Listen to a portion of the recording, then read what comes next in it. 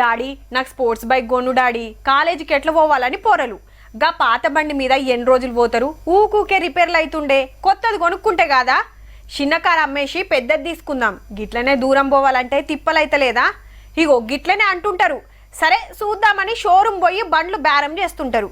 హగో గసంటోల కోసమే గీ వార్త పట్టుకొచ్చినాం, మంచిగా చూడుర్రి.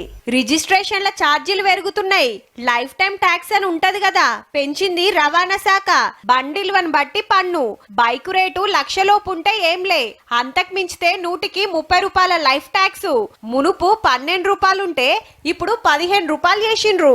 ఇక కార్లకొస్తే 10 లక్షల లోపు ఖరీదుంటే ఫరాకేం పడది.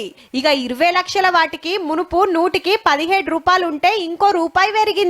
50 లక్షలు పెట్టి కొంటే 100కి 21 రూపాయల పన్ను కట్టాల్సి ఉంటది. ఒకళ్ళ 20 లక్షలకు మీద 50 లక్షల లోపు రేటు ఉంటే 20% ట్యాక్స్ పడుతుంది.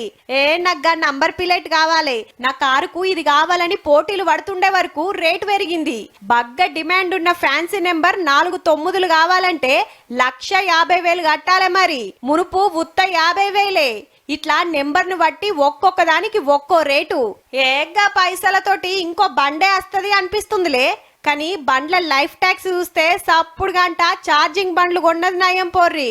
ఎంత రేటుది కొన్నా ఏకాన ఛార్జీ పడదు. మళ్ళా పెట్రోల్ అవసరం లేదు, డీజిల్ అవసరం లేదు. సెల్ ఫోన్ కు పెట్టినట్టే ఛార్జింగ్ పెడితే చాలు, ఉరుకుడే ఉరుకుడు. చూడుర్రి మరి నచ్చితే.